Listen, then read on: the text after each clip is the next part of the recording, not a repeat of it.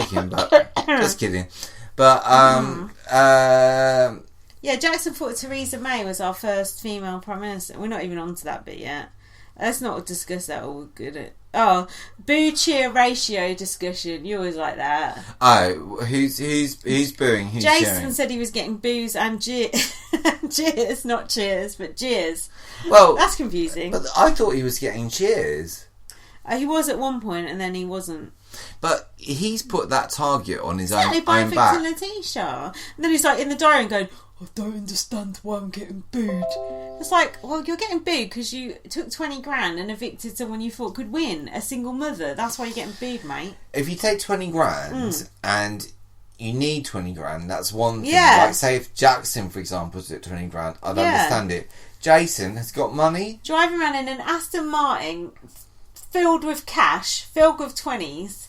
And he's wondering why 20s? He's getting big. Well, he only carries £20 notes. No, but it's like I'm sorry to cross-reference, but on BBUSA, it's like when the winner gets $500,000, and it's like if you're a rich person, you're quite unlikely to be given that money because you don't need it, you don't deserve it. No. You know what I mean? Yeah. So that's quite an important thing.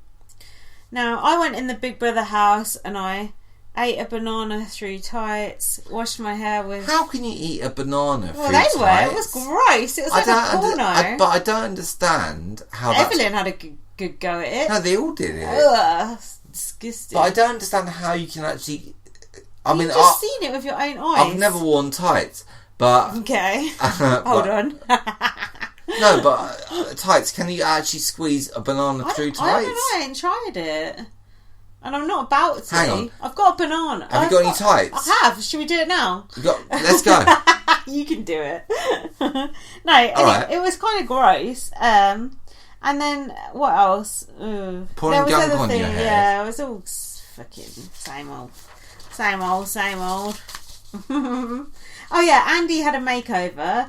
They put him in a dappy hat and then he danced and enjoyed himself for the first time in his life. And it was weird. Like watching Andy's dancing. Smile. Andy's dancing. No, but to be honest, I didn't. Considering it was him, I didn't think it was that bad. And to see him enjoy himself was a strange thing. And I thought that was like a game changer for him. Jason was in the garden on his own. Like, it's good to see other people enjoying himself, but he doesn't want to enjoy himself.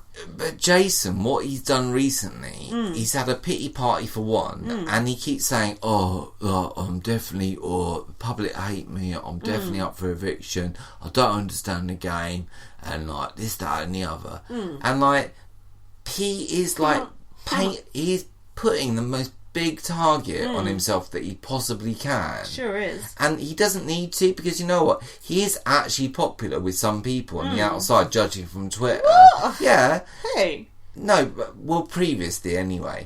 He was like, he was a good contender, and I still think he could be final two, like, no sweat. No chance. He must be nuts. Well, whatevs. What did you think of Hughie drunkenly falling into the pool?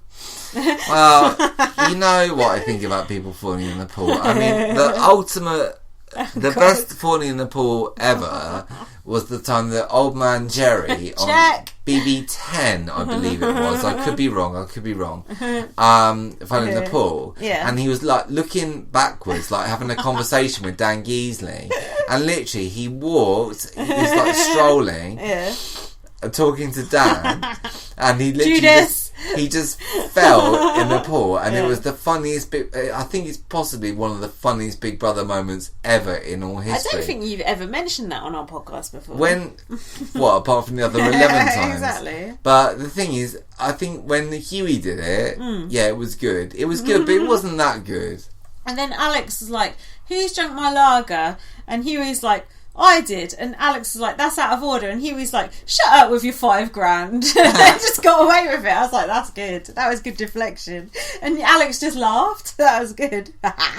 So then, now we've got the newsreader task. With Andy West. Well, we know that he is a confirmed newscaster. I wonder what you're going to say then. Yes, he is. What did you think of that task in general? Well, It was a shit stir, wasn't it? It was just a mix on the shit stir. It was a shit stir, but all the heat essentially was on Andy as the presenter. So he had to say, but the thing is, if you read out a tweet and say, someone said this about you, like they did with Jackson, like hashtag whatever said so about you, like your tears are fake. That's one thing. You're free of heat. But if it's like, I'm presenting the news, and I said about Jason that you're a fucking backstabber or what have you, then that's pretty hard to handle. But I thought, he presented it well. What about Marco disappearing with Emma allegedly for 20 hours and her boyfriend dumping her? Well, the thing is, 20 hours. What could they have been doing? Smoking crack. I'm sure. The thing is, 20 hours crack probably adds up to about $1,000 or so. Is that positive energy or negative? It's very positive. I love crack. And no, do you see that tweet from Marco? I'm sure. Have I mentioned it? I'm sure I've seen it. No, but I don't know. No, I don't think so. Which one? I'll say it again anyway. But it's only Go on, sorry. I don't know how to word this. Go on. But the thing is... Be careful. Do you remember that... I'm not involved in this, It's a tweet that Marco did. Oh, God. Rest in peace, Marco. He said, crack time. And he had a picture. Yeah. And it was an Evian bottle. Right. With tinfoil on the top. You shouldn't say this. No, I shouldn't. Thread round the top. Yeah. And what you do, you put a cigarette. I don't know. You get a lit cigarette. Yeah. You pierce it through the bottle. Yeah. And then you put a half... snap biro, you put a half snap biro through, and that crack pipe was real, and he said crack time. Yeah. So I assume that when he disappeared for 20 hours with Emma, God knows why, because she's got He-Man. But anyway, Marco's like Skeletor, isn't he? That was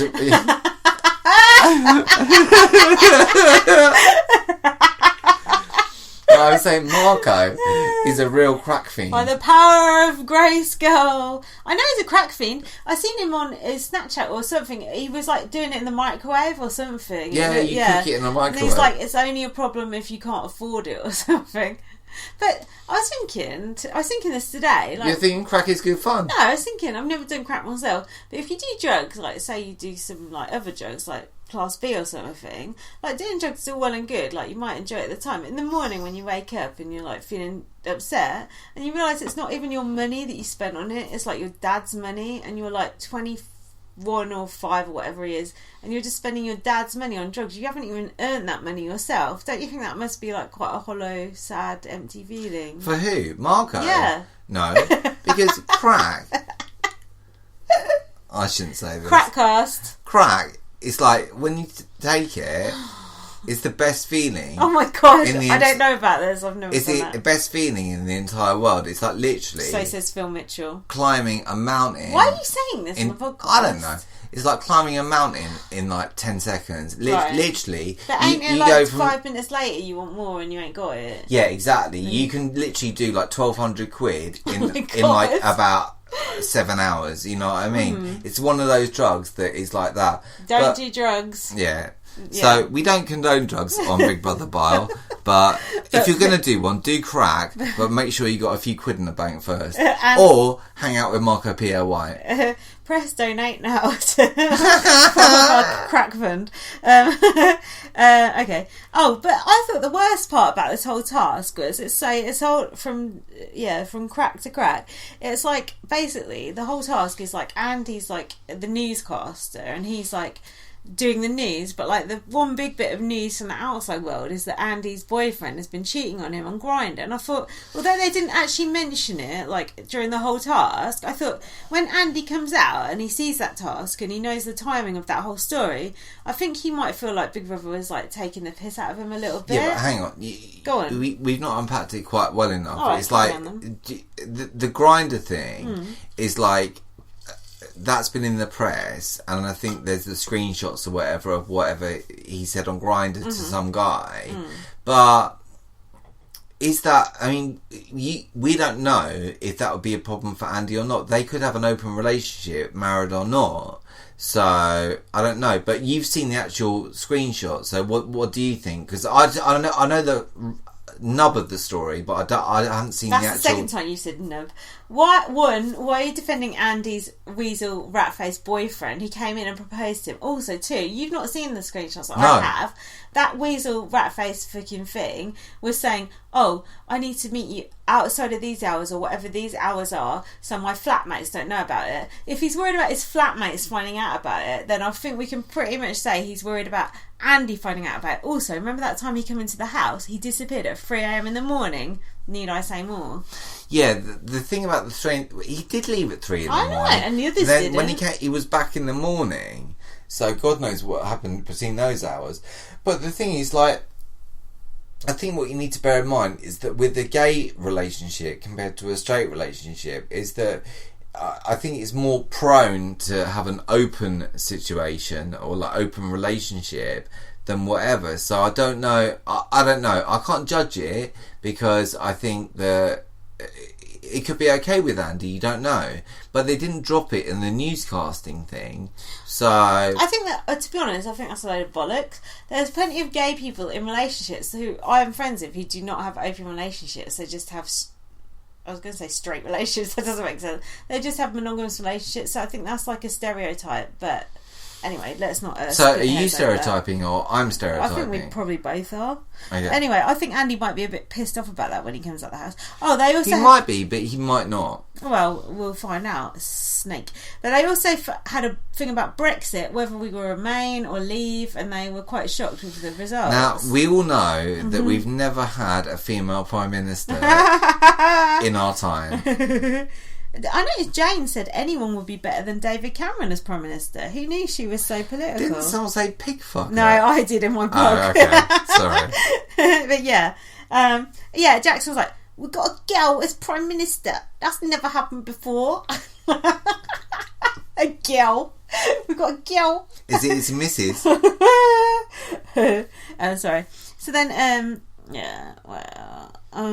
they showed them a bit of bots. Lateysha calling Jason and Andy game planners. That's weird, showing the... bot. Showing bots on the Big Brother. It's like meta, isn't it? And then, they showed Hughie saying Jason was not even horrible in an entertaining way in the diary room. No, but the thing is, what he said was absolutely spot on. Fantastic. No, absolutely fantastic, but it was absolutely true.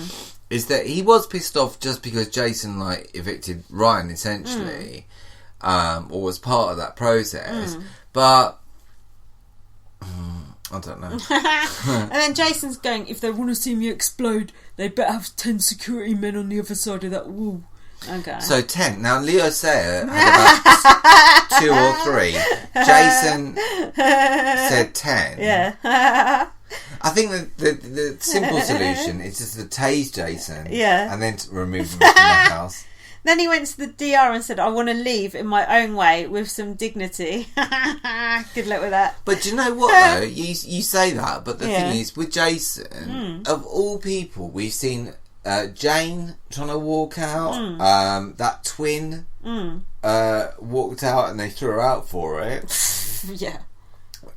Chelsea and Marco went to were going to go to Miami. Yeah. Welcome to Miami. But did you see Chelsea and Marco had a pre-existing relationship prior to being in the Big Brother house? That's the trouble with this year's Big Brother sure is that essentially it's almost like a kind of hybrid of Celebrity Big Brother and Big Brother, because the people on it, like, they're not famous, but they have careers in entertainment or showbiz or crack smoking. But look, if you're a neck double, if you're Marco Pierre White's son, if you're a multi-millionaire, if you're a dementia supporter, then essentially, Honey Potter, essentially you have a career. So they're putting famous people in. And I don't really see a civilian in there, apart from maybe like Ryan, Hughie, even Lateysha's from a reality show. So, you know, like, it's a funny year. And like, when I think about applying for Big Brother, which I do want to do... Oh, God, right. It's like, now, when I look at it, I think, what's the point to apply if they're only looking for people that have been in fucking Casino Royale? Yeah, they don't want your pie face style charms in there, do they? Listen, I'm not the best looking person in the world, but I ain't no pie face. I'm saying nothing. I love pie face. So then, it sounds